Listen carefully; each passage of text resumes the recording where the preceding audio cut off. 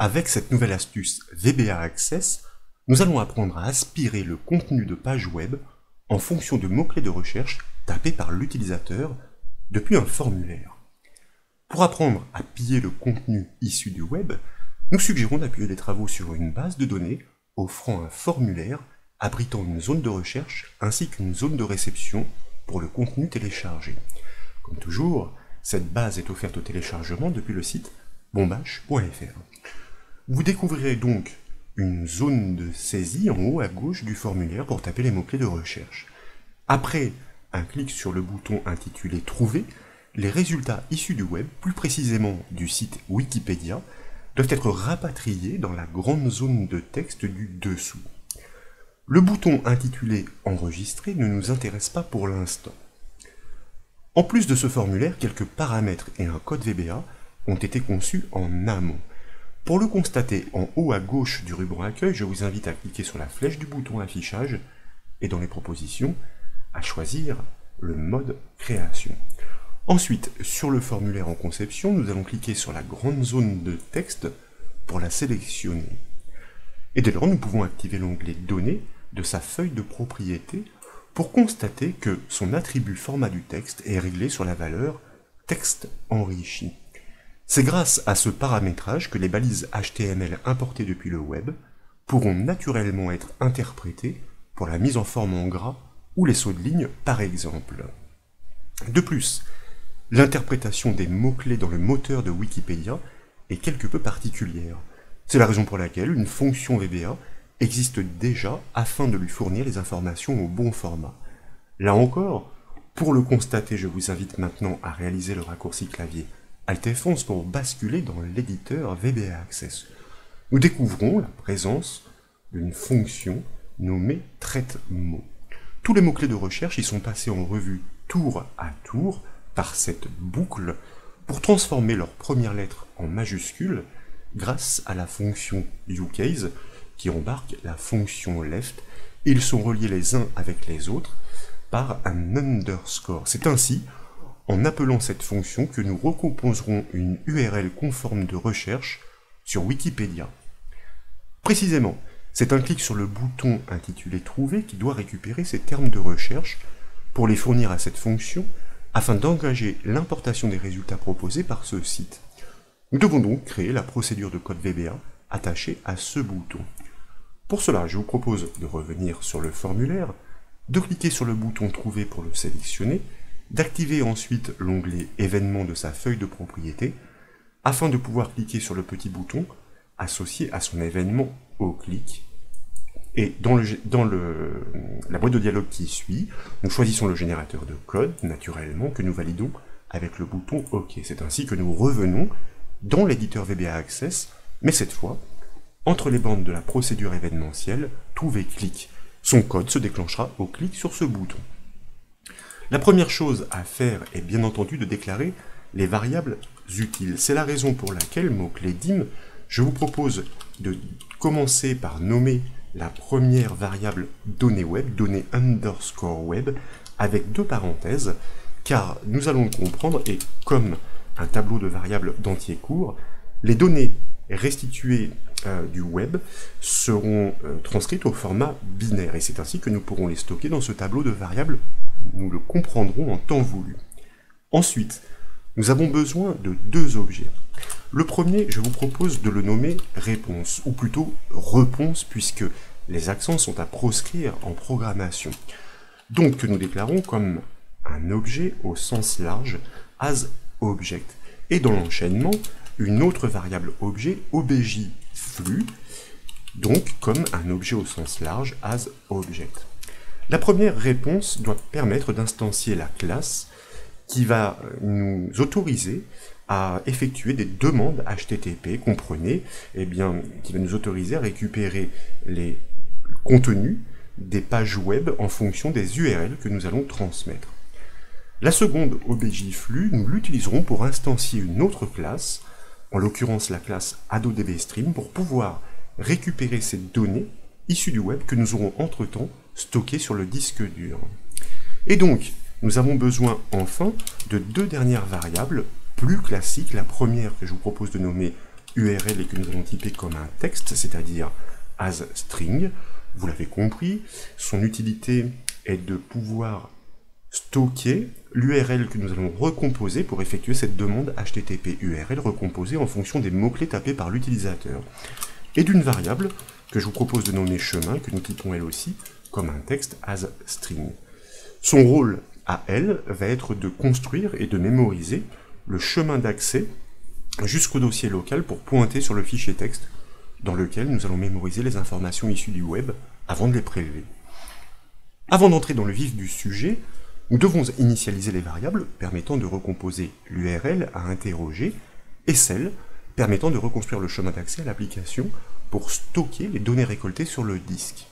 Mais avant cela, bien sûr, une condition s'impose, d'où l'intervention d'une instruction conditionnelle, if. En effet, nous souhaitons lancer le traitement si et seulement si nous avons la certitude que l'utilisateur a bien tapé des mots-clés, sinon effectivement le traitement est inutile. Cette zone de texte se nomme, sachez-le, mot-clé, vous pourrez le vérifier en mode conception du formulaire. Propriété value pour accéder à son contenu, et si effectivement ce contenu n'est pas vide, différent de guillemets, alors nous entendons effectuer le traitement. Nous bornons tout de suite notre instruction conditionnelle. Là, nous commençons par réinitialiser la zone de texte du centre qui se nomme contenu, si d'aventure, alors égal guillemets, autant pour moi, si d'aventure nous avions effectué de précédentes importations. Maintenant, il est temps de traiter les mots-clés tapés par l'utilisateur pour transformer les premières lettres en majuscules et les relier tous les uns avec les autres par un underscore. C'est ainsi, une fois encore, que les résultats de recherche sont livrés par les URL Wikipédia conformes, les URL conformes. Et donc, nous allons transmettre à notre fonction traite-mot ces mots-clés, donc mots-clés.value que nous stockons, que nous réécrivons, corrigés, modifiés dans cette même zone de texte. Ensuite, bien sûr, il convient de construire cette URL qui va être faite d'une partie statique en préfixe nécessairement, https : et puis 2/, pour d'abord entrer sur le site Wikipédia, fr.wikipedia, et ensuite .org/wiki/ et c'est là, en suffixe, que doivent intervenir nos mots-clés recomposés grâce à la fonction traitement. Nous fermons donc les guillemets pour associer la partie dynamique à la partie statique, et nous les avons réécrits dans notre zone de texte de façon plus conforme, mots-clés.value. La dernière variable à initialiser est la variable chemin. Nous devons pointer sur le dossier local pour pouvoir y écrire les informations importées, et notre objet VBA Access Current Project désigne le projet en cours, offre la propriété path qui retourne le chemin d'accès à l'application locale et que nous concaténons avec un anti-slash pour bien entrer dans ce dossier pour pouvoir lui indiquer quel est le nom du fichier texte dans lequel nous souhaitons écrire. Récup web, c'est une suggestion, .txt. Décidément, je vais y arriver, et nous pouvons fermer les guillemets. Sachez que, avec la méthode que nous allons utiliser, si ce fichier texte n'existe pas, il sera automatiquement créé, et s'il existe, il sera écrasé, ce qui signifie que son contenu sera remplacé, ce que nous souhaitons. C'est maintenant que nous devons exploiter l'objet réponse pour instancier la classe permettant d'émettre des requêtes HTTP. Grâce à elle, nous pourrons ouvrir un flux sur l'URL que nous avons construite en fonction des mots-clés de l'utilisateur. C'est la raison pour laquelle, à la suite du code, toujours dans l'instruction conditionnelle, cela va de soi, nous initialisons notre objet réponse, donc mot-clé set, pour pouvoir instancier cette fameuse classe grâce à l'incontournable fonction VBA, comme vous le savez, createObject, qui permet d'instancier une classe selon le paramètre qui lui est passé. Et en l'occurrence, celui-ci ne s'invente pas, il se nomme winHTTP. Nous allons réécrire winHTTP et ensuite request, et ce n'est pas terminé, .5.1. Dès lors, nous pouvons fermer les guillemets, nous pouvons fermer la parenthèse, et c'est ainsi que notre objet réponse hérite des propriétés et méthodes de cette classe permettant d'émettre des requêtes HTTP.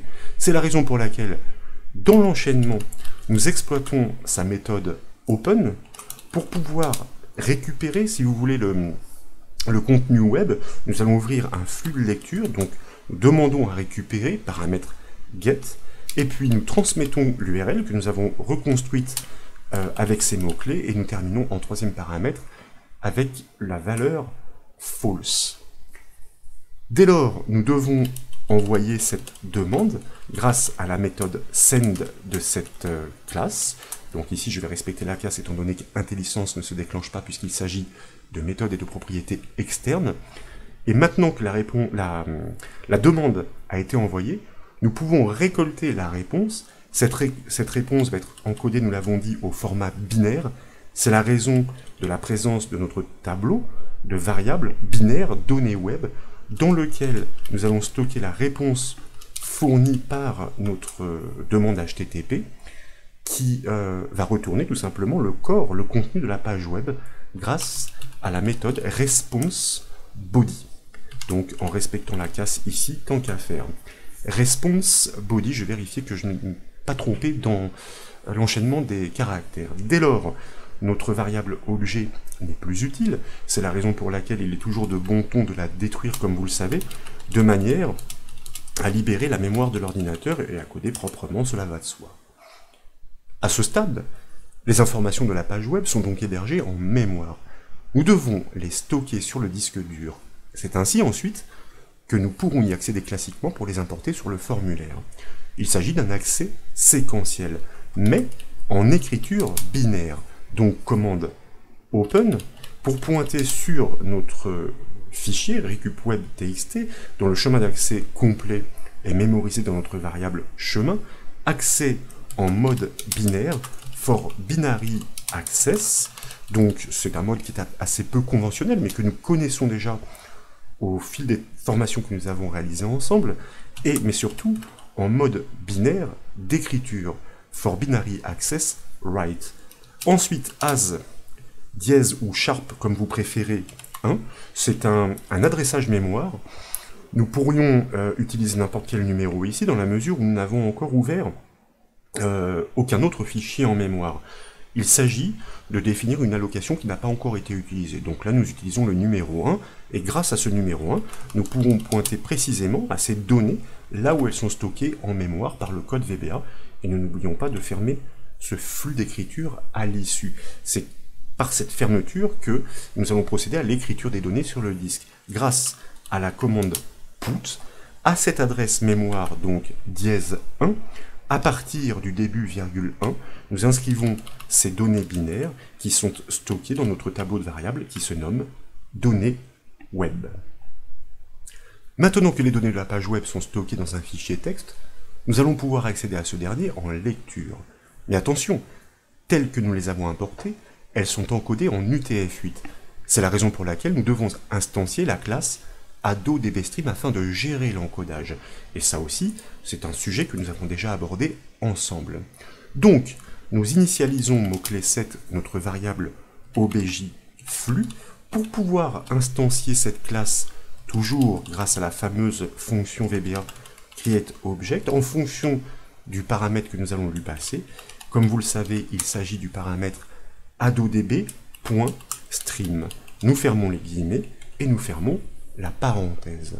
Dès lors, notre variable objFlux a hérité des propriétés et méthodes de cette classe.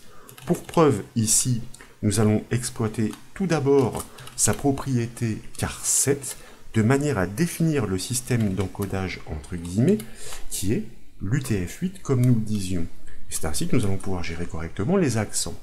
Dès lors, nous pouvons ouvrir ce flux de lecture grâce à la méthode héritée open, et il ne nous reste plus qu'à charger en mémoire ce fichier, donc qui, grâce à la méthode loadFromFile, donc méthode loadFromFile, afin de pointer sur son chemin d'accès complet que nous lui passons donc en paramètres.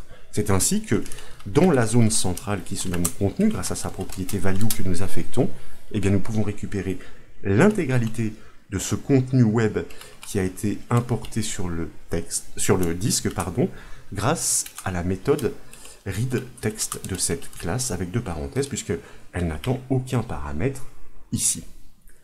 Pour finir de coder proprement, nous devons détruire tout simplement l'objet utilisé afin de libérer la mémoire, comme nous l'avons fait d'ailleurs précédemment pour l'objet réponse. Nous commençons par utiliser sa méthode close, et suite à quoi, eh bien nous allons le réinitialiser, notre objet objflu à nothing, et ainsi nous le sortons de la mémoire. Il suffit maintenant de tester. Pour cela, je vous propose d'abord d'enregistrer les modifications, de revenir sur le formulaire, de l'exécuter avec la touche F5 du clavier, et dans la zone de recherche, de taper des mots-clés sur le nom d'une personne, pourquoi pas Fabien Galtier, qui, à ce jour, est l'entraîneur et sélectionneur de l'équipe de France de rugby. Nous pouvons alors cliquer sur le bouton « Trouver », et après un petit laps de temps, vous le constaterez, tout le contenu sera restitué. Ah, bon, écoutez, ça arrive parfois, il y a eu un petit plantage, alors c'est très étonnant, car pendant toute cette phase de développement, je n'ai pas eu de soucis. Alors peut-être que cela vient du fait que je sois en train d'enregistrer la vidéo dans un même temps. Alors je m'aperçois qu'il y a un petit souci. Vous voyez ici, eh bien, il y a une erreur, a priori assez flagrante, sur le nom de la classe que j'essaye d'instancier. Donc il s'agit bien de WinHTTP, et ensuite WinHTTP, j'ai doublé, j'ai trop de P, en l'occurrence c'est pas prequest, hein, c'est bien request, puisqu'il s'agit d'une requête. Donc voici mon erreur, j'avais un P en trop, donc nous pouvons revenir sur notre formulaire, cliquer sur le bouton trouver, vous remarquez que les mots-clés ont bien été corrigés grâce à notre fonction traite-mots, désolé pour cette petite erreur, hein. Donc WinHTTP request et non prequest comme je l'avais dit en plus et écrit, c'est bien request pour requête. Donc vous remarquez que les données issues du web, plus précisément de Wikipédia, sont parfaitement importées, les balises HTML sont interprétées grâce au format texte enrichi de la zone de texte. Par contre, ce contenu mérite d'être purgé. En effet, pour atteindre la partie utile, il faut descendre assez bas. Vous voyez que nous n'y sommes pas encore. Alors là, ça y est, nous arrivons sur le contenu textuel. Fabien Galtier, né le... Il y a encore quelques balises résiduelles. Vous voyez tout le contenu qu'il y avait au-dessus, c'est toute la structure du site, avec les menus, les liens, les rubriques. Et donc tout ça, eh bien, il va falloir pouvoir le sauter. Et donc nous verrons dans la prochaine formation comment il est possible de purger un contenu importé du web de ces balises HTML notamment. Et c'est un sujet très intéressant, car nous devrons exploiter les expressions régulières. Vous voyez ici que nous venons de faire une demande en temps réel sur le joueur capitaine de cette équipe de France, Antoine Dupont. Là encore, nous avons la structure du site dans un premier temps avec tous les menus, et puis plus bas, beaucoup plus bas, nous atteignons le contenu utile. Antoine Dupont, en 2017, fiche d'identité, etc. Voilà, né le, et puis tout son historique. Voilà donc pour cette nouvelle astuce VBA Access consistant à importer le contenu du web directement sur un formulaire. J'espère qu'elle vous a plu.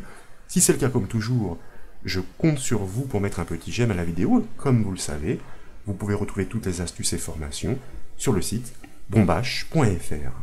Je vous remercie.